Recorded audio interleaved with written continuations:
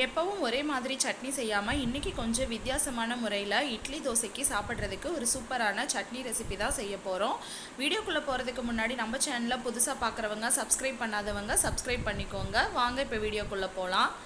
இது செய்கிறதுக்கு பேனில் ஒரு 2 ஸ்பூன் அளவுக்கு எண்ணெய் சேர்த்துக்கோங்க. இது கூட ஒரு 3 டேபிள் ஸ்பூன் அளவுக்கு உளுந்து சேர்த்துக்கோங்க.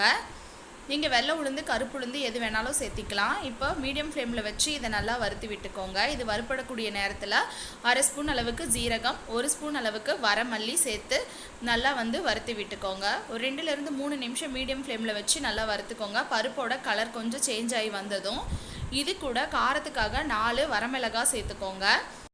இன்றைக்கி நான் செய்யக்கூடிய அளவுன்னு பார்த்தீங்கன்னா 4 பேர் சாப்பிடக்கூடிய அளவு. உங்கள் காரத்துக்கு தகுந்த மாதிரி நீங்கள் சேர்த்துக்கோங்க. இப்போ மிளகாயோட கலர் மாறாமல் நல்லா மொறுமொறுன்னு வறுபட்டு வரணும், அந்தளவுக்கு வறுத்து எடுத்துக்கோங்க. இப்போ இதை தனியாக எடுத்து ஒரு பிளேட்டுக்கு மாற்றி வச்சிடலாம். இப்போ அதே எண்ணெயில் 2 பழுத்த தக்காளியை சேர்த்துக்கோங்க. இது மீடியம் சைஸ் தக்காளி, 2 பழுத்த தக்காளியாக சேர்த்தாச்சு. இப்போ தக்காளியும் நல்லா வதக்கி விட்டுக்கலாம். தக்காளி வதங்கக்கூடிய நேரத்தில் இது கூட கொஞ்சமாக சின்ன நெல்லிக்காய் அளவுக்கு புளி சேர்த்துக்கலாம். தக்காளி புளிப்பாக இருந்துச்சுன்னா புளி நீங்கள் சேர்த்த வேண்டாம். சப்போஸ் உங்களுக்கு தக்காளி புளிப்பு கம்மியாக இருந்துச்சுன்னா சின்ன நெல்லிக்காய் அளவு புளி சேர்த்து இதையும் நல்லா வதக்கி விட்டுக்கோங்க. தக்காளி நல்லா மசிஞ்சு வரணும். மூடி போட்டு மூடி 2 நிமிஷத்துக்கு மீடியம் ஃப்ளேமில் வச்சு நல்லா வேக வச்சுக்கலாம். பாருங்கள், 2 நிமிஷத்துக்கு அப்புறம் தோலெல்லாம் நல்லா சுருங்கி சூப்பராக மசிஞ்சு வந்திருக்குது. மசிலினா இந்த மாதிரி கரண்டி வச்சு நல்லா மசிச்சு விட்டுக்கோங்க. இப்போ இது நல்லா மசிச்சதுக்கு அப்புறமா ஒரு கைப்பிடி அளவு புதினா, கொத்தமல்லி 2யும் சேர்த்துக்கலாம். பாருங்கள், இந்த அளவுக்கு ஃப்ரெஷ்ஷான புதினா, கொத்தமல்லி 2யும் சேர்த்துட்டு இதையும் நல்லா வதக்கி விட்டுக்கலாம். இதனோட பச்சை வாசனை எல்லாம் போய் நல்லா வதங்கி வர வரைக்கும் நம்ம நல்லா வதக்கி விட்டுக்கலாம். இந்த மாதிரி உளுந்து கூட புதினா, கொத்தமல்லி சேர்த்து செய்யும்போது நமக்கு வாசனை ரொம்பவுமே நல்லாயிருக்கும். டேஸ்ட்டும் செம சூப்பராக இருக்கும். ட்ரை பண்ணி பாருங்கள். இப்போ புதினா, கொத்தமல்லி 2ம் வதங்கிடுச்சு. இப்போ அடுப்பை ஆஃப் பண்ணிவிட்டு இதை ஆற வச்சிடலாம்.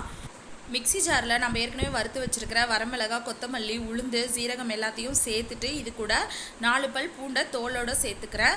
உங்களுக்கு பூண்டை பச்சையாக சேர்த்துக்க விருப்பம் இல்லைன்னா நீங்கள் தக்காளி வதக்கிறப்பவே நீங்கள் வதக்கி விட்டு அப்புறமாவும் சேர்த்துக்கலாம். நான் இன்றைக்கி அப்படியே தான் சேர்த்துக்க போகிறேன். சேர்த்துட்டு இதை கொரப்பாக அரைச்சி எடுத்துகிட்டு வந்துடலாம். பாருங்கள், இந்த அளவுக்கு கொரப்பாக அரைச்சி எடுத்துக்கோங்க. இது கூட நம்ம வதக்கி வச்சுருக்கிற தக்காளி, புதினா, கொத்தமல்லியை சேர்த்துடலாம். சேர்த்திட்டு இதுக்கு தேவையான அளவு உப்பு சேர்த்துக்கலாம். சேர்த்துட்டு தேவையான அளவு தண்ணி சேர்த்து நல்லா மைய அரைச்சி எடுத்துகிட்டு வந்துடலாம். பாருங்கள், இந்த அளவுக்கு இருக்கணும். இப்போ இதுக்கு ஒரு தாளிப்பு கொடுத்துடலாம். ஒரு பேனில் 1 ஸ்பூன் அளவுக்கு எண்ணெய் சேர்த்துட்டு எண்ணெய் சூடானதும் கடுகு சேர்த்துட்டு கடுகு பொரிஞ்சது கொஞ்சமாக கருவேப்பிலை சேர்த்து தாளித்து எடுத்துகிட்டு இதில் கொட்டிடலாம். அவ்வளோதாங்க, இட்லி தோசைக்கு சூப்பரான உளுந்து சட்னி நமக்கு ரெடி ஆகிடுச்சுங்க. இந்த சட்னிக்கு எத்தனை இட்லி தோசை சாப்பிட்டீங்கன்னு உங்களுக்கே தெரியாது. அந்தளவுக்கு டேஸ்ட்டு ரொம்பவுமே சூப்பராக இருக்கும். நீங்களும் இது வீட்டில் ட்ரை பண்ணி பாருங்கள். ட்ரை பண்ணி பார்த்துட்டு எப்படி வந்துச்சுன்னு கீழே எனக்கு கமெண்ட் பாக்ஸில் கமெண்ட் பண்ணுங்கள். இந்த வீடியோ பிடிச்சிருந்தா வீடியோக்கு ஒரு லைக் கொடுத்துட்டு நம்ம சேனலையும் மறக்காமல் சப்ஸ்கிரைப் பண்ணிக்கோங்க. தேங்க்யூ.